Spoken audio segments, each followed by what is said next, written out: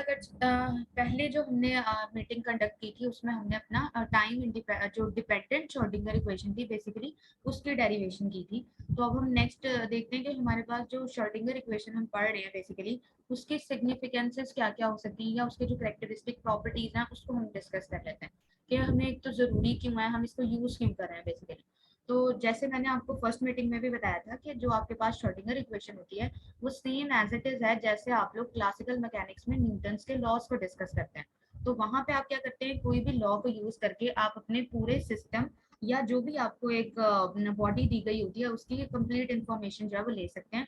उसकी physical quantities आप major कर सकते हैं, मोमेंटम मेजर कर सकते हैं, पोजीशन, वेलोसिटी, सारा कुछ आप क्या कर सकते हैं, फोर्स वगैरह जो है वो उसका फाइंड आउट कर सकते हैं बाय यूजिंग न्यूटन लॉज। ठीक है। यहाँ पे क्या होता है इन क्वांटम मैकेनिक्स आप यूज करते हैं श्रोडिंगर इक्वेशन बेसिकली। उसमें क्या होता है कि आपने वेव फंक्शन को डिराइव करना होता है, उसका सोल्यूशन फाइंड आउट करना होता है बाय यूजिंग श्रोडिंगर इक्वेशन। तो जैसे ही आप वो फाइंड आउट करते हैं आप वहां से अपनी फिजिकल क्वांटिटीज यानी कि ऑब्जर्वेबल्स को कैलकुलेट कर सकते हैं, जो कि हमारे पास यहाँ पे मुख्तलिफ टर्म्स में होते हैं। जैसे आप यहाँ पे कह सकते हैं कि आप मोमेंटम अगर आपने फाइंड करना है, पोजीशन फाइंड करनी है, ठीक है, तो बेसिकली उसके लिए हम क्या करते हैं, श्रोडिंगर इक्वेशन को यूज करते हैं।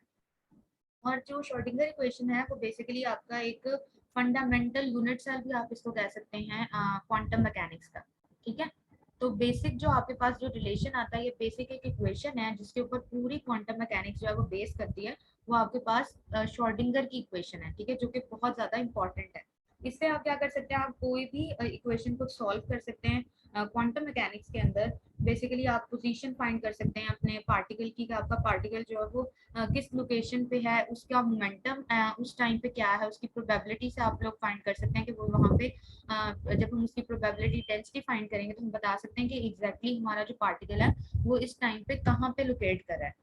ठीक है। तो अब यहाँ पे इसके कुछ पॉइंट्स मैंने यहाँ पे मेंशन किए हैं।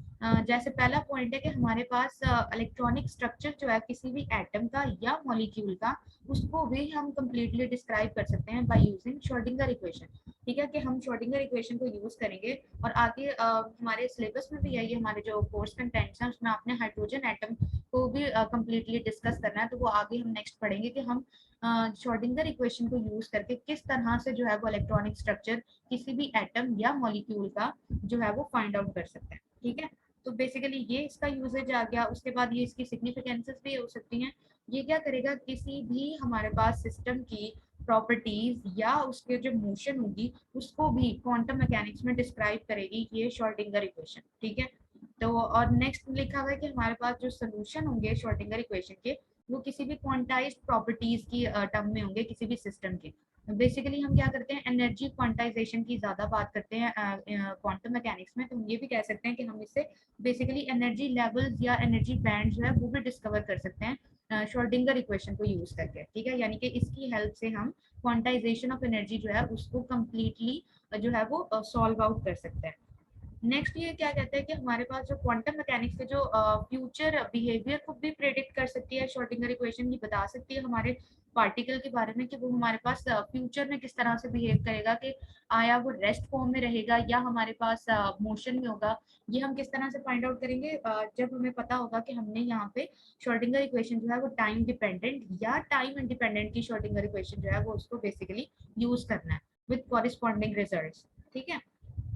ये एक सिंपल सा शॉर्ट सा लिखा होता है कि यहाँ पे आपके पास जो सिग्निफिकेंसेस आएंगी बेसिकली श्रोडिंगर इक्वेशंस की, उसको आप किस तरह से यहाँ पे सम अप कर सकते हैं। ठीक है। नेक्स्ट आप चलते हैं जो इसका मेन हमारा जो आर्टिकल है वो है टाइम इंडिपेंडेंट श्रोडिंगर इक्वेशन। ठीक है। अब नेक्स्ट पे हम आ जाते हैं टाइम इंडिपेंडेंट। जैसे कि इसके नेम से ही आपको क्लियर हो रहा है कि ये हमारे पास बेसिकली टाइम के ऊपर डिपेंड नहीं करता, यानी कि यहाँ पे टाइम की इन्वॉल्वमेंट नहीं होती बिल्कुल भी। तो अब हम इसे किस तरह से डिस्कस कर सकते हैं और इसे डिराइव किस तरह से कर सकते हैं, तो बेसिकली हम इसको डिस्कस करते हैं आगे। हम क्या करेंगे, किसी भी एक कंसीडर कर लेंगे, कोई एक पर्टिकुलर केस हमने यहाँ पे कंसीडर किया है कि जहाँ पे हमने जो पोटेंशियल एनर्जी को कंसीडर किया ना वो हमारे पास पार्टिकल की सिर्फ पोजीशन के ऊपर डिपेंड करती है, टाइम के ऊपर डिपेंड नहीं करती। यानी कि जो पार्टिकल की पोटेंशियल एनर्जी है बेसिकली वो टाइम के साथ साथ चेंज नहीं हो रही, वो हमारे पास एग्जैक्टली सेम ही रहती है जो हम स्टार्ट में कंसीडर करते हैं, या अगर हमने मिड में भी कंसीडर किया थोड़े टाइम के बाद, तो हमारे पास वो एग्जैक्टली सेम ही रहती है पोटेंशियल एनर्जी। तो हम कह सकते हैं कि यहाँ पे जो हमने v कंसीडर किया है पोटेंशियल एनर्जी, वो बेसिकली टाइम इंडिपेंडेंट है। ठीक है, अब जो ऑपरेटर हम यहाँ पे यूज कर रहे हैं हैमिल्टोनियन, इसके भी बारे में मैं आपको बता चुकी थी कि जो हैमिल्टोनियन ऑपरेटर होता है वो बेसिकली आपका टाइम इंडिपेंडेंट ऑपरेटर होता है, क्योंकि जस्ट यहाँ पे आप क्या करते हो, जो partial square by partial x square, यानी कि यहाँ पे आपका जो सेकंड डिफरेंशियल आ रही होती है विद रिस्पेक्ट टू एक्स आप लेते हैं जस्ट पोजीशन के अकॉर्डिंग। तो यहाँ पे भी बेसिकली हमारा जो पोटेंशियल एनर्जी हम कंसीडर करते हैं उसको हम टाइम इंडिपेंडेंट ही कंसीडर करते हैं। ये हैमिल्टोनियन की जो है वो क्या कहना चाहिए, एक इम्पोर्टेंस है या इसकी ये सिग्निफिकेंस है। ठीक है, ये क्या होता है, ऑलवेज हमारे पास जो है वो इंडिपेंडेंट ऑफ टाइम होता है। तो हमने क्या किया, अब अपनी एक टाइम डिपेंडेंट श्रोडिंगर इक्वेशन को ही हम किस तरह से सिंप्लीफाई करेंगे कि वो हमारे पास टाइम इंडिपेंडेंट श्रोडिंगर इक्वेशन में कन्वर्ट हो जाए। अब हमने उसको आगे डिस्कस करना है। ठीक है, टाइम इंडिपेंडेंट श्रोडिंगर इक्वेशन के लिए आप जो एब्रिविएशन यूज करेंगे वो करेंगे TISE। ठीक है, अब यहाँ पे हमने क्या किया, सबसे पहले जो आपने कंसीडर किया इक्वेशन वो आपकी है टाइम डिपेंडेंट वाली। ठीक है, क्योंकि यहाँ पे आपको पता कैसे चलेगा कि टाइम डिपेंडेंट है, यहाँ पे हमने साई को जो है वो पोजीशन और टाइम के कॉरेस्पॉन्डिंग कंसीडर किया। ठीक है, अब ये हमारे पास वही सेम इक्वेशन आ गई जो अभी पीछे हमने डिराइव की थी। अब इसका जब हमने पर्टिकुलर सोल्यूशन लिया उसको हम लेंगे सेपरेबल वेरिएबल सेपरेबल मेथड से।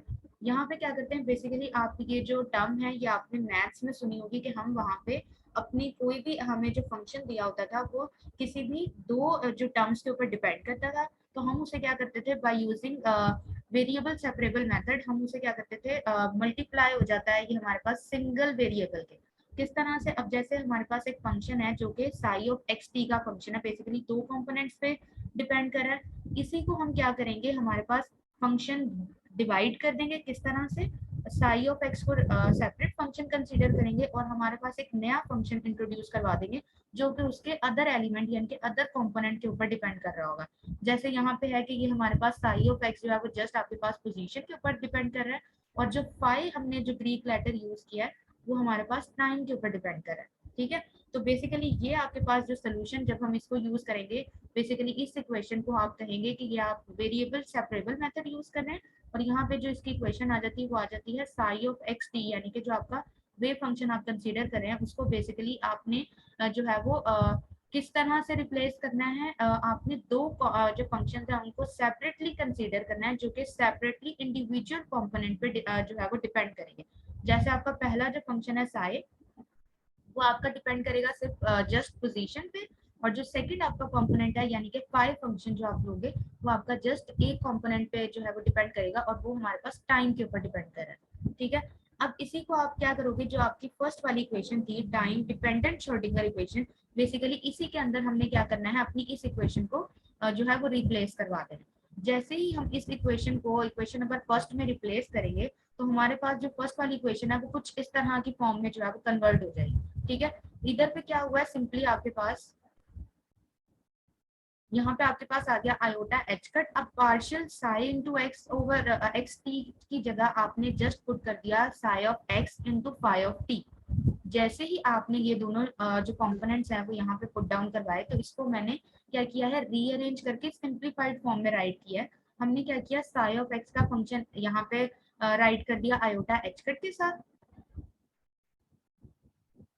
ठीक है, और हमारे पास जो पार्शियल ओवर पार्शियल टी यानी कि जो आपका डिफरेंशियल हो रहा था वो हो रहा था हमारे पास विद रिस्पेक्ट टू टाइम।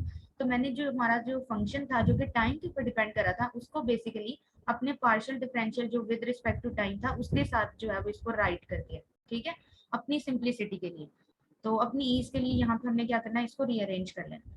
इसी तरह से जो सेकंड हमारी जो राइट साइड पे जो हमारी क्वेश्चन आ रही थी वो है जी माइनस एच कट का स्क्वायर। ठीक है, ओवर आपके पास आ गया 2m into five of T. अब यहाँ पे आपके पास भी दो कंपोनेंट्स आ रहे थे जो कि थे आपके पास साई इंटू एक्स टी। यहाँ पे आपने क्या किया, देखा कि यहाँ पे जो हमारा डिफरेंशियल है वो विद रिस्पेक्ट टू एक्स है।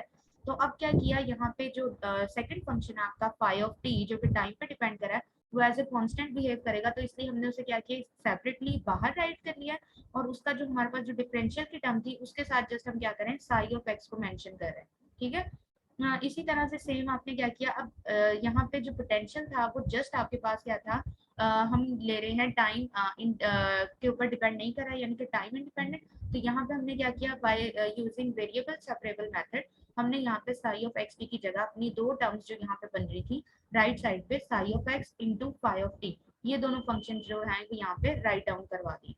ठीक है, इस वाली इक्वेशन को बेसिकली आपने क्या किया, जो फर्स्ट इक्वेशन आप कंसीडर कर रहे थे टी डी एस सी की, उसके अंदर आपने इस सोल्यूशन को यूज किया जो कि बेसिकली वेरिएबल सेपरेबल मेथड की इक्वेशन है, उसको जस्ट आपने क्या किया फर्स्ट वाली इक्वेशन में पुट डाउन करवाया और ये उसका जो है वो सिंप्लीफाइड वर्जन जो है वो हमने यहाँ पे राइट डाउन कर दिया। ठीक है, बेसिकली क्या किया कि जो हमारे पास पार्शियल डिफरेंशियल हो रहा था विद रिस्पेक्ट टू टाइम, तो हमने उसके साथ क्या किया, जो हमारा फंक्शन था विद रिस्पेक्ट टू टाइम उसको जस्ट उसके साथ रिप्लेस कर दिया, और जो हमारा जो सिंप्लीफाइड फंक्शन था जो कि एक्स की टर्म में है फर्स्ट में, उसको आपने यहाँ पे साइड पे आयोटा एच कट के साथ राइट कर दिया।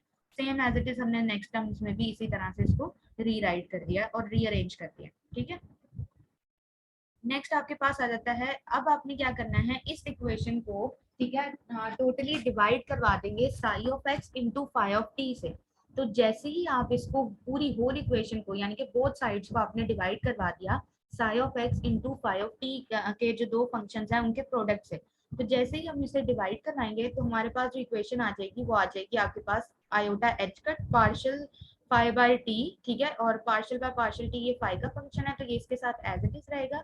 इसी तरह से जो हमारे पास यानी इसके साथ जो साई था ना वो बेसिकली कैंसिल आउट हो गया। ठीक है, और इसी तरह से नेक्स्ट में भी आपके पास यहाँ पे जो फाई था वो हमारे पास बेसिकली कैंसिल आउट हुआ और साई का फंक्शन जो है वो नीचे डिवीजन की फॉर्म में आ गया, और v के साथ दोनों फंक्शन थे इसलिए वो दोनों कैंसिल आउट हो गए, तो यहाँ पे v जो है वो सिंगल फॉर्म में यहाँ पे मेंशन किया।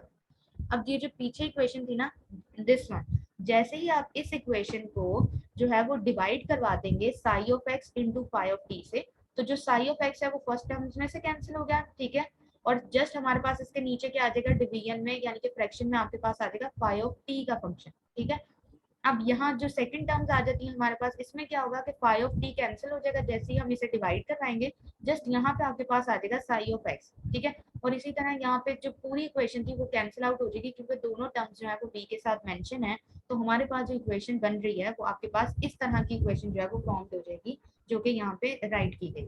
ठीक है, इसी तरह से अब हमें पता है कि हमारे पास जो फंक्शन है टोटल एनर्जी का, अगर हम उसे भी सेपरेबल वेरिएबल की फॉर्म में राइट करें, यानी कि जो हम टोटल एनर्जी यूज कर रहे थे ई into psi of x T के टर्म में जो हमने टी डी एस सी में यूज किया था, तो बेसिकली अगर उसे हम वेरिएबल सेपरेबल की मेथड में राइट करें तो यहाँ पे हम क्या करेंगे फंक्शन को टू फंक्शंस में राइट कर देंगे, जो कि हमारे पास आ जाएगा प्रोडक्ट है किसका साई ऑफ एक्स का जो कि पोजीशन पे डिपेंड कर रहा है और फाई ऑफ टी का जो कि टाइम पे डिपेंड कर रहा है। इसी तरह से सेम हमारे पास जो इसकी राइट साइड आएगी उस पर भी हमने क्या किया साई की जगह जस्ट अपना जो फंक्शन था जो कि वेरिएबल सेपरेबल मेथड की इक्वेशन है वो जस्ट यहाँ पे रिप्लेस कर दिया है, जो कि हमारे पास टोटल एनर्जी का रिलेशन आता था, यानी कि जो टोटल एनर्जी का जो ऑपरेटर स्टेटमेंट थी उसमें जस्ट आप क्या कर रहे हो साई ऑफ एक्स टी की जगह अपनी जो वेरिएबल सेपरेबल मेथड की इक्वेशन थी उसको जस्ट आपने पुट डाउन करवाया। इसी को फिर हमने क्या किया डिवाइड अगेन करवाया किससे psi of x into phi of t से, और उसे जस्ट क्या किया आपने रीअरेंज कर दिया।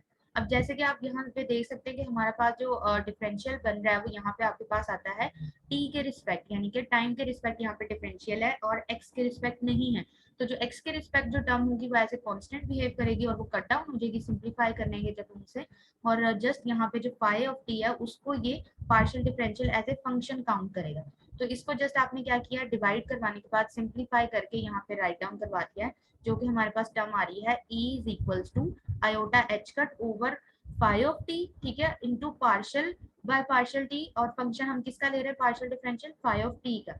ठीक है, अब यही पूरी जो टर्म्स थी इसको जस्ट आपने सिंप्लीफाइड वर्जन जो है वो इसका राइट किया, तो अब आपके पास ये दोनों इक्वेशन जो है वो एक ही इक्वेशन के इक्वल आ रही है। ठीक है, जो फर्स्ट वाली इक्वेशन है और जो आपकी ये सेकंड इक्वेशन ई की बनी है, अब मैं क्या करूंगी जस्ट सिंपली ये वाली जो इक्वेशन है उसको यहाँ पे एज इट इज पुट करवा दूंगी, क्योंकि ये दोनों जो साइड्स हैं इसकी वो सिमिलर आ रही हैं, तो हम इन दोनों इक्वेशंस को क्या कर सकते हैं कंपेयर कर सकते हैं। तो जैसे ही हम इसे कंपेयर करेंगे हमारी जो फाइनल इक्वेशन आ जाएगी वो आएगी E into psi is equals to minus H cut का square over 2m psi of x partial square by partial x square into psi of x plus V of psi. ठीक है, और यहाँ पे जो साई होगा ना जस्ट वो आपका पोजीशन के ऊपर डिपेंड करेगा, टाइम के ऊपर डिपेंड नहीं करेगा, तो इस इक्वेशन को आप कह सकते हैं कि ये आपके पास टाइम इंडिपेंडेंट श्रोडिंगर इक्वेशन जो है वो यहाँ पे आ गई है, और ये उसकी जर्नलाइज्ड फॉर्म है जो हम यहाँ पे TISC की यूज करें, यानी कि टाइम इंडिपेंडेंट श्रोडिंगर इक्वेशन। ठीक है, अगर यहाँ तक किसी को कोई कंफ्यूजन है तो भी पूछ लें, देन हम इसका जो आगे सोल्यूशन है यानी कि जो स्टेशनरी स्टेट्स हमने फाइंड करनी है उसकी तरफ आगे जाते हैं। यहाँ तक सबको क्लियर है या मैं दोबारा रिपीट करूँ? मैम क्लियर है। क्लियर है, गुड। अच्छा, नेक्स्ट में आपने क्या किया, अब हमारे पास जो ये एनर्जी की इक्वेशन थी ना जिसको आगे हमने पुट डाउन करवाया, ठीक है, बेसिकली हमने कंपेयर किया, इसी इक्वेशन को हमने जो है वो कंसीडर करना और इसका सोल्यूशन फाइंड करना है कि ये इक्वेशन जो है इसका सोल्यूशन क्या आता है। ठीक है, अब हमने यही इक्वेशन कंसीडर कर ली जो कि है E is equals to iota H cut, जो कि फ्रैक्शन में रेशो है उसकी फाई ऑफ टी के, यानी कि जो फंक्शन है हमारे पास वो फाई ऑफ टी आ रहा है, और यहाँ पे हमने इसको क्या किया as a total differential consider किया, जो कि अब पार्शली डिफरेंशियल हम नहीं ले रहे। वो क्यों नहीं ले रहे, क्योंकि यहाँ पे जस्ट हम इसको सिर्फ ओनली टाइम डिपेंडेंट ही कंसीडर कर रहे हैं, तो ये सिर्फ एक वेरिएबल के ऊपर डिपेंड कर रहा है, तो हम इसका जो है वो कंप्लीट डेरिवेटिव यहाँ पे कंसीडर करेंगे इंस्टेड ऑफ पार्शियल डेरिवेटिव। ठीक है, क्योंकि ये क्या कर रहा है, जस्ट वन ही कंपोनेंट पे जो है वो डिपेंड कर रहा है, जो कि हमारे पास है टाइम, तो इसलिए हमने यहाँ पे क्या किया, इसका फुल डेरिवेटिव जो है वो कंसीडर कर लिया। जैसे ही हमने इसका फुल डेरिवेटिव जो है कंसीडर किया, हम क्या करेंगे, इसको सॉल्व आउट करवाने के लिए, अब जो चूंकि कि हमारे पास जो है वो डिफरेंशियल इक्वेशन है, तो जब हमने इसका सोल्यूशन फाइंड आउट करना है तो हम इसका इंटीग्रेशन हम बेसिकली इसकी लेंगे और हम इसका जो है वो सोल्यूशन फाइंड आउट करेंगे, जैसे हम बेसिक मैथ्स में जो है वो करते हैं। तो सिंपली हमने क्या किया, बोथ साइड्स पे इंटेग्रल जो है वो अप्लाई करवा दिया। जैसे ही हम इसके बोथ साइड्स पे इंटेग्रल जो है वो अप्लाई करवाएंगे, इसको हमने बेसिकली क्या करना है, रीअरेंज कर देना है। अब यहाँ पे टोटली आपके पास आ रही हैं टू टर्म्स, एक आपके पास है d into phi of t, ठीक है, और एक आपके पास आ रही है dt। अब इसको क्या करेंगे, रीअरेंज करेंगे इस तरह से कि हमारे पास बोथ जो इंटेग्रल हैं वो भी डिफरेंशियल के अकॉर्डिंग या कॉरिस्पॉन्डिंग जो है वो रीअरेंज हो जाए। किस तरह से, अब आपके पास जो हमारे पास जो यहाँ पे कांस्टेंट टर्म है वो हमारे पास आ रही है आयोटा एच कट। अब e भी हमारे पास कांस्टेंट है और आयोटा एच कट भी कांस्टेंट है, क्योंकि यहाँ पे जो डिफरेंशियल है वो जस्ट आपका टाइम के कॉरिस्पॉन्डिंग है। तो हम क्या करेंगे, इन सारे जो कांस्टेंट टर्म्स हैं उनको एक साइड पे ले आएंगे, जो कि आपकी जो है राइट लेफ्ट साइड बनेगी, सॉरी। ठीक है, तो लेफ्ट साइड पे जैसे ही हम इसे लेकर आए, यहाँ पे ये मल्टीप्लाई हो रहा था, तो यहाँ लेफ्ट साइड पे आके ये डिवाइड हो गया, तो ये सारी कांस्टेंट टर्म जो है उसको हमने एक इंटेग्रल की जो साइड है हमारे लेफ्ट साइड, वहां पे कंसीडर करवा के यहाँ पे रीअरेंज कर लिया। ठीक है, नेक्स्ट आपके पास यहाँ पे क्या बच गया, जस्ट ओनली वन बच गया, और आपके पास जो रेशो आ गई वो आ गई 1/5 इंटू टी, और आपका डिफरेंशियल आप ले रहे हैं विद रिस्पेक्ट टू टाइम। ठीक है, अब हम क्या कर सकते हैं, अब हमारे पास यहाँ पे ये जो इक्वेशन है ये सिंप्लीफाइड हो गई, यानी कि बोथ साइड्स पे आपका जो इंटेग्रल है वो विद रिस्पेक्ट टू टाइम ही आ रहा है, और यहाँ पे आपके पास जो फंक्शन है वो फंक्शन ऑफ टाइम के इक्वल आ रही है। ठीक है, जो भी आपने कंसीडर किया हुआ, यानी कि 5 फंक्शन। तो इसको जब जैसे ही रीअरेंज कर लिया, अब इजी है हमारे लिए इसका इंटीग्रेशन करना। तो यहाँ पे बेसिकली जो कांस्टेंट टर्म होगी उसे आप इंटेग्रल से जो है वो आउटसाइड कंसीडर करेंगे, और सिंप्लीफाई आप इसको इस तरह से करेंगे कि जो आपकी इंटीग्रल साइन होगा ना वो जस्ट आपका dt के साथ आ जाएगा। तो आप क्या करते हैं, किसी भी इंटेग्रल जो है उसको dt के साथ जैसे ही आप इंटीग्रेट करवाते हैं, तो आपके पास सिंपल जिसके कॉरिस्पॉन्डिंग वो डिफ्रेंशिएट हो रहा होता है उसी की टर्म यहाँ पे आ जाती है आपके पास एज ए वेरिएबल, यानी कि t आ जाएगी जैसे ही मैं इंटेग्रल dt को सॉल्व करूंगी। ठीक है, क्योंकि हमारे पास e over iota H cut क्या था, वो हमारे पास एज ए कांस्टेंट था, तो उसको जस्ट हमने बाहर राइट कर दिया है, और इसके साथ जब हमने इसका इंटीग्रेशन ले ली तो हमारे पास t आ गया यहाँ पे। अच्छा, ये इंटीग्रेशन का रूल होता है कि जैसे ही आप किसी भी इक्वेशन की इंटीग्रेशन लेते हैं तो वहां पे आप एक कांस्टेंट भी इंट्रोड्यूस करवाते हैं। तो यहाँ पे जो हम कांस्टेंट इंट्रोड्यूस करवा रहे हैं वो अपनी सिंप्लिसिटी के लिए हमने वैसे तो आप बोथ साइड्स पे कांस्टेंट जो है वो कंसीडर कर सकते हैं, आपकी मर्जी, आप राइट साइड पे कंसीडर करें या लेफ्ट पे करें, लेकिन हम अपनी सिंप्लिसिटी और इसके लिए इसको लेफ्ट साइड पे कंसीडर कर लेंगे ताकि हम इसे आगे सॉल्व करने में हमें आसानी हो। तो बेसिकली हम इसको इस साइड पे ले आए, लेफ्ट साइड पे हमने एक कांस्टेंट सी जो है वो भी इंट्रोड्यूस करवा दिया। अब आ जाते हैं जी अपनी राइट साइड पे। राइट साइड का जैसे ही आप जो है वो इंटीग्रल लेंगे, तो अब आपके पास आ गई है किसी भी टर्म का जब हम इंटीग्रेशन लेते हैं कि जो हमारे पास फंक्शन हो और उसका एज इट इज डेरिवेटिव ऊपर मौजूद हो, तो उसका बेसिकली आपके पास रूल होता है कि वो लॉग के इक्वल आ जाता है। ठीक है, वो लॉग का फंक्शन में कन्वर्ट हो जाता है, उसका जो इंटीग्रेशन होती है अगर किसी को इंटीग्रेशन की समझ ना आए तो आप बेसिकली अपना जो सेकंड ईयर की बुक्स है ना मैथ्स की, उसको एक दफा देख सकते हैं या गूगल भी कर सकते हैं, ठीक है। तो ये बहुत बेसिक मेन कॉन्सेप्ट है, इसलिए मैं इसकी डेप्थ में नहीं जा रही, ये आई थिंक आप सबको पता ही होगा। तो नेक्स्ट आपके पास जब इसका डिफरेंशियल एज इट इज ऊपर मौजूद है तो हम इसे लिख सकते हैं log of pi into T. तो ये आपकी इंटीग्रेशन, बेसिकली हमने क्या किया, इस इक्वेशन की होल इंटीग्रेशन ले ली। तो इंटीग्रेशन के बाद हमारे पास इक्वेशन बन गई है E over iota H cut into T plus C जो कांस्टेंट था टर्म और is equals to log of pi into T, ठीक है। अब इस इक्वेशन को हमने क्या करना है, इस पे कुछ स्पेसिफिकेशंस आ जाएंगे, यानी कि हम कुछ बाउंड्री कंडीशंस लगाएंगे ताकि हम इसको मजीद सिंप्लीफाई कर सके और अपना एक सिंप्लीफाइड वर्जन में जो सोल्यूशन है उसको फाइंड आउट कर सके। तो अब क्या करेंगे, हम कंसीडर करेंगे कि हमने टाइम जो है वो जीरो कंसीडर किया, क्यों, क्योंकि हम कह रहे थे स्टार्टिंग से ही कि हम अपनी जो इक्वेशन हम कंसीडर करें टाइम इंडिपेंडेंट। तो जब इक्वेशन टाइम पे डिपेंड ही नहीं कर रही तो हमने क्या किया, उसकी अप्रोक्सीमेशन यहाँ पे यूज कर ली कि वो टाइम हमने ले लिया जीरो के इक्वल। तो जैसे ही हमने टाइम को जीरो कंसीडर किया तो हमारे पास जो फंक्शन होगा फाई ऑफ टी का, वो आपके पास फाई ऑफ नॉट के इक्वल आ जाएगा, यानी कि अपने इनिशियल स्टेट पे चला जाएगा कि किसी भी टाइम पे जब टाइम ही जीरो हो गया तो आपके पास जो फंक्शन होगा वो इनिशियली फाई नॉट के इक्वल आ जाएगा, ठीक है। इसी तरह से आप क्या करेंगे, अब अगर इसी को मैं पुट करवा दूं इस इक्वेशन में, ऊपर वाली इक्वेशन में, जैसे ही हम इसको पुट डाउन करवाएंगे यानी कि टी को जीरो कर दें, ठीक है, और यहाँ पे फाई टी की जगह आप लिखते हैं फाई नॉट, तो आपके पास जो सी कांस्टेंट है बेसिकली उसकी वैल्यू यहाँ से हम फाइंड आउट कर सकते हैं, जो कि आ जाएगी आपके पास C is equal to log of phi naught, ठीक है। तो बेसिकली इस इक्वेशन में हमने अपनी बाउंड्री कंडीशंस या अपनी अप्रोक्सीमेशन यूज करके कांस्टेंट जो हमने यूज किया था इंटीग्रेशन कांस्टेंट, ठीक है, उसकी वैल्यू को फाइंड आउट कर लिया। तो अब इस इक्वेशन को हम मोर सिंप्लीफाई कर सकते हैं और यहाँ पे हम क्या करेंगे, इसको पुट डाउन करवा देंगे। अब सी की जगह आप क्या करोगे, log ऑफ फाई नॉट यहाँ पे पुट कर दोगे। जैसे ही हम log of phi naught put करेंगे तो अब हम इसे क्या करेंगे, अब इसे हम रीअरेंज करेंगे। रीअरेंज किस तरह से करेंगे कि log वाली जो टर्म्स होंगी, आपके पास दो फंक्शन है यहाँ पे log के, उसको आप अपनी एक साइड पे ले जाएंगे। तो यहाँ पे हमने क्या किया, इसको हम राइट साइड पे ले गए, तो यहाँ पे ये प्लस की वैल्यू थी, तो लेफ्ट राइट साइड पे जाने के बाद ये क्या होगी, नेगेटिव की वैल्यू होगी। तो यहाँ पे हमने इसको रीअरेंज कर लिया सिंपली, और कुछ भी नहीं किया जस्ट इसमें। नेक्स्ट में आप क्या करोगे कि यहाँ पे आपने लॉग की प्रॉपर्टी को यूज किया। जब हमारे पास लॉग की प्रॉपर्टी होती है कि आपके पास जो टू टर्म्स हैं इंडिविजुअल लॉग की, अगर वो सब्ट्रैक्ट हो रही होती हैं तो बेसिकली हम उसे डिवीजन की फॉर्म में जो है वो राइट कर सकते हैं। तो यहाँ पे जस्ट वही रूल मैंने यहाँ पे यूज किया है कि लॉग को मैंने क्या किया है इन टर्म्स ऑफ डिवीजन, यहाँ पे यानी कि in terms of fraction right कर दिया है, क्योंकि हमारे पास पीछे जो लॉग की इक्वेशन आ रही थी वो आपकी सब्ट्रैक्शन की फॉर्म में थी। तो हम क्या कर सकते हैं, इसको बाय यूजिंग लॉग की प्रॉपर्टी हम यहाँ पे इसको डिवीजन की फॉर्म में राइट कर सकते हैं। तो यहाँ पे जस्ट इससे क्या किया, डिवीजन की फॉर्म में राइट कर दिया। अब क्या करेंगे, अब लॉग आ रहा है, इस साइड पे हमारे पास लॉग नहीं है, जस्ट हमारे पास राइट साइड पे लॉग है, तो इसको हमने सिंप्लीफाई करने के लिए इसका एंटी लॉग ले लेंगे। जैसे ही हम इसका एंटी लॉग लेंगे तो हमारे पास जो इक्वेशन बनेगी वो आपके पास आ जाएगी फाई ऑफ टी, ठीक है, ये वाली इक्वेशन, और ओवर फाई और नॉट आएगी यहाँ पे, जिसको मैंने एक ही स्टेप में राइट कर दिया है। जस्ट यहाँ पे इसको मल्टीप्लाई करवा के यहाँ पे इस साइड पे लिख दिया, वरना जस्ट यहाँ पे आपकी जो है वो एक्सपोनेंट की फॉर्म में वैल्यू हो जानी थी, और यहाँ पे रेशियो आपकी सिमिलर ही रहेगी, लॉग से एंटी लॉग कैंसिल हो जाएगा और आपके पास रेशियो जो आएगी वो आएगी phi of t over phi naught, ठीक है। फिर देन सेकंड स्टेप में आप क्या करोगे कि फाई ऑफ टी की वैल्यू जस्ट हमने फाइंड करनी थी, तो जो कि फंक्शन हमारे पास अननोन था, और हम क्या करेंगे, फाई नॉट को अपनी राइट साइड पे ले जाएंगे, तो आपके पास ये वाली एक इक्वेशन जो है वो इस तरह की इक्वेशन बन जाएगी। इसको बेसिकली आप कहाँ पे यूज करते हो, या इसको हम क्या कह सकते हैं, हम इसे कह सकते हैं ये सोल्यूशन है हमारे पास बेसिकली स्टेशनरी स्टेट्स का।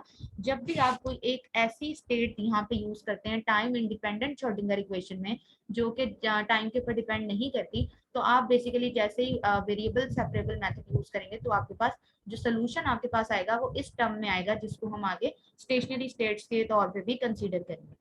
अब वो किस तरह से आपने कंसीडर करना है स्टेशनरी स्टेट, अच्छा बेसिकली होती क्या है, आप इसको कह सकते हैं ये कोई भी एक ऐसी क्वांटम स्टेट है जिसमें तमाम जो ऑब्जर्वेबल्स होते हैं वो इंडिपेंडेंट ऑफ टाइम होते हैं। यानी कि अगर आप कोई भी फिजिकल क्वांटिटी जो है वो कंसीडर करते हैं अपनी क्वांटम मैकेनिक्स में, अगर वो टाइम के ऊपर डिपेंड नहीं कर रहे तो, और वो स्टेट हमारे पास क्या है, कोई भी क्वांटम स्टेट है, तो आप उसे कह सकते हैं कि बेसिकली जो हमारे पास फंक्शन होगा वो अपनी स्टेशनरी स्टेट में होगा, ठीक है। इन अदर वर्ड्स आप इसको और तरह से भी किस तरह से डिफाइन कर सकते हैं, ये आप कह सकते हैं कि जो प्रोबेबिलिटी डेंसिटी होगी किसी भी पार्टिकल की, वो टाइम के साथ साथ चेंज नहीं होगी। अच्छा, बेसिकली प्रोबेबिलिटी डेंसिटी होती क्या थी कि हम अपनी जो पार्टिकल है उसकी पोजीशन या उसकी जो हमारे पास अक्रेंस है उसको स्पेसिफाई करने के लिए बेसिकली टर्म यूज करते हैं प्रोबेबिलिटी डेंसिटी की, ताकि हम ये बता सकें कि हमारा पार्टिकल जो है वो एग्जैक्टली किस पोजीशन या लोकेशन के ऊपर जो है वो लोकेट कर रहा है। तो यहाँ पे हम क्या करते हैं, उसकी डेंसिटी को फाइंड आउट कर लेते हैं, क्योंकि यहाँ हम कंसीडर करते हैं कि जो हमारा जो पार्टिकल्स है ना वो बहुत ज्यादा टाइनी है और वो इन क्लाउड्स की फॉर्म में जो है वो अपनी डेंसिटी को शो करवाते हैं। तो हम उसकी एग्जैक्ट पोजीशन तो नहीं बता सकते, हम ये बता सकते हैं कि मोस्ट प्रोबेबल उसकी जो पोजीशन होगी, यानी कि उसके पाए जाने का जो चांस होगा वो कहाँ किस एरिया में ज्यादा हो सकता है। तो बेसिकली यही टर्म जो थी वो प्रोबेबिलिटी डेंसिटी की थी।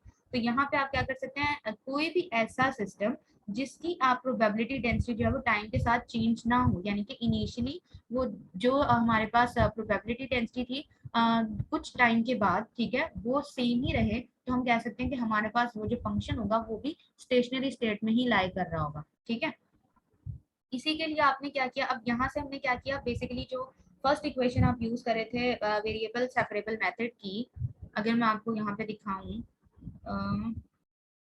वो थी ये वाली इक्वेशन।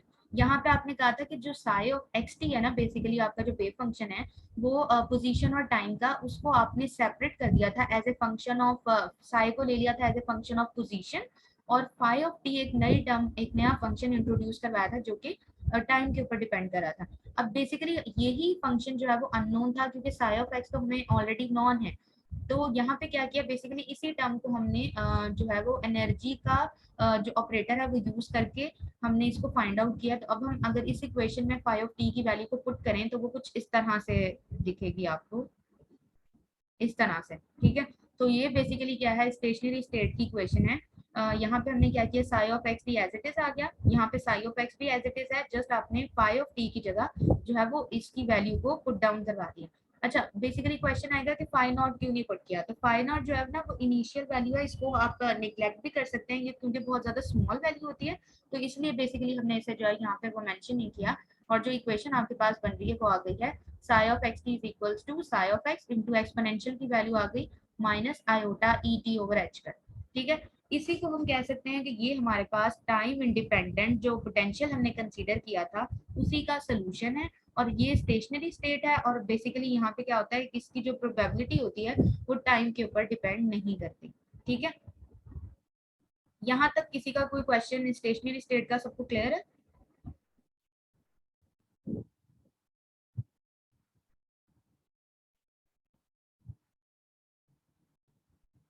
क्लास सब, बाकी लोगों को क्या प्रॉब्लम है जो कि बोल ही नहीं सकते? आप यस लोग मैम ना, क्लियर है। ठीक है, गुड। अच्छा, आगे ना इसकी करेक्टरिस्टिक दी गई है स्टेशनरी स्टेट्स की, कि अब इसकी क्या क्या करेक्टरिस्टिक्स हो सकती है। सबसे पहले इसकी कोई ना कोई डेफिनेट एनर्जी होगी, जब भी हम स्टेशनरी स्टेट्स को डिस्कस करेंगे तो उसकी कोई ना कोई डेफिनेट एनर्जी होगी, यानी कि वो क्वांटाइज्ड एनर्जी यहाँ से हम जो है वो इसकी फाइंड आउट कर सकते हैं। नंबर वन पॉइंट हम ये भी कह सकते हैं कि इसका जो प्रोबेबिलिटी थी, जैसे हम पहले भी डिस्कस कर चुके हैं, तो जो प्रोबेबिलिटी डेंसिटी है वो इसकी चेंज नहीं होगी विद रिस्पेक्ट टू टाइम, यानी कि वो सेम ही रहेगी। हम ये भी कह सकते हैं कि यहाँ पे डज नॉट चेंज की जगह आप लिख सकते हो कि probability density remains the same. ठीक है, तो तमाम टाइम में जब भी आप इसे कंसीडर करेंगे, अगर आप इसको इनिशियली पहले कैलकुलेट करें and then after long time आप अगर आप इसे कंसीडर करें, तो आपका जो आंसर आएगा वो सेम ही आएगा प्रोबेबिलिटी डेंसिटी का, बिकॉज क्योंकि ये हमारे पास टाइम के ऊपर डिपेंड नहीं करे। ठीक है, नेक्स्ट आपके पास है कि पॉइंट कि इसका जो पोटेंशियल हम इसमें कंसीडर करते हैं वो बेसिकली टाइम इंडिपेंडेंट होता है। तो जैसे ही हमने टी आई एस सी, जब हम टाइम इंडिपेंडेंट श्रोडिंगर इक्वेशन को डिराइव करे थे, तो उसके फर्स्ट पॉइंट में ही मैंने ये डिस्कस किया था कि जो आप पोटेंशियल वहां कंसीडर कर रहे हो ना, वो आपके पास ओनली जो है वो पोजीशन डिपेंडेंट है, वो आपका टाइम के ऊपर डिपेंड नहीं कर रहा। ठीक है, ऐसे बहुत से केसेस आगे हमने डिस्कस करने हैं। बेसिकली आपका एक एग्जांपल आती है यहाँ पे, जो आप आर्टिकल लॉन्ग आर्टिकल है उसको आप डिस्कस करोगे, पार्टिकल इन अ बॉक्स, तो वहां पे क्या होता है कि टाइम के साथ साथ आपका पोटेंशियल वेरी नहीं करता। तो वहां पे हम क्या करेंगे, हम अपनी टाइम इंडिपेंडेंट श्रोडिंगर इक्वेशन को यूज करेंगे और उसकी तमाम जो प्रॉपर्टीज या जो उसके फिजिकल ऑब्जर्वेबल्स है उसको कैलकुलेट करेंगे। तो यहाँ पे हम क्या करेंगे, इसका एक मेन पॉइंट कह सकते हैं कि यहाँ पे जो पोटेंशियल हम यूज करते हैं वो टाइम इंडिपेंडेंट होता है। ठीक है, और लास्ट में इसकी एक बड़ी इंपॉर्टेंट प्रॉपर्टी लिखी हुई है कि जो इसका लिख सकते हैं ना, हम इसे लिनियर कॉम्बिनेशन में भी राइट अप कर सकते हैं, जो इसका सेपरेबल सोल्यूशन आता है। अब बेसिकली जो इसका लिनियर कॉम्बिनेशन है ये हम डिस्कस करेंगे अपने वेक्टर स्पेस, जब हम अपना नेक्स्ट आर्टिकल पढ़ेंगे इंशाल्लाह नेक्स्ट क्लास में। तो उसमें मैं आपको बताऊंगी कि आपका लिनियर कॉम्बिनेशन आप इसको कैसे राइट डाउन कर सकते हैं। अच्छा, लिनियर अलजेब्रा तो आप सबने पढ़ा ही होगा, उसमें आपने आई थिंक ये लिनियर कॉम्बिनेशंस के बारे में डिस्कस किया होगा, जहां आप वेक्टर स्पेस वगैरह को डिस्कस करते हैं। आप लोगों ने कुछ आइडिया आप लोगों को लिनियर कॉम्बिनेशन का?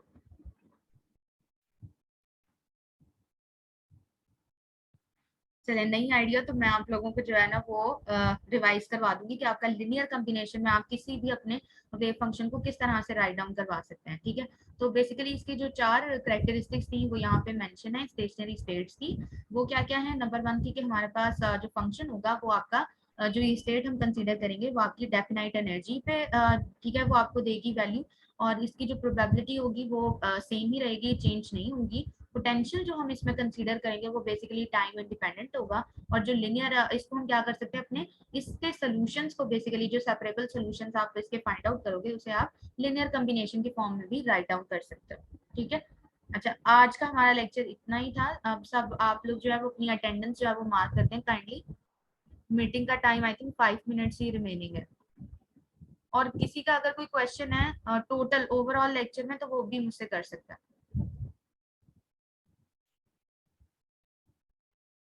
अच्छा क्लास, मैंने आप सबको एक असाइनमेंट दी हुई थी पिछले लेक्चर में। आपने नॉर्मलाइजेशन वाला जो लेक्चर था उसके अंदर 3 न्यूमेरिकल प्रॉब्लम्स थे, वो आप सबने सॉल्व करने हैं। तो इंशाल्लाह नेक्स्ट वीक जब हमारी फिजिकल क्लास होगी तब आप लोगों ने वो सबमिट करवाना है। ठीक है, मुझे उम्मीद है अभी तक आप लोगों ने सॉल्व तो नहीं किए होंगे। किसी ने ट्राई किया? जी मैम।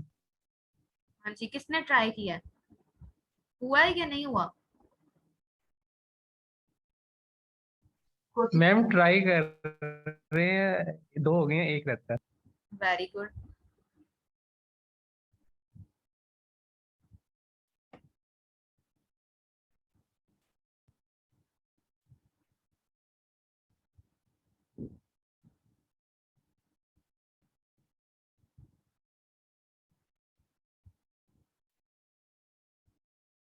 अच्छा मैं ट्राई करूंगी कि मैं रिकॉर्डिंग जो है ना वो शेयर कर दूँ। ठीक है, अगर शेयर ना हो सकी तो पॉसिबली तो फिर ये है कि आप लोग मुझसे फिजिकल लेक्चर में ये ले सकते हो। ठीक है, तो मैं आपको पिछले जो सारे लेक्चर्स हैं उनकी रिकॉर्डिंग्स भी आपको जो है वो कन्वे कर दूँ। अच्छा, कोई ऐसा जिसने अपनी अटेंडेंस अभी तक मार्क ना की हो?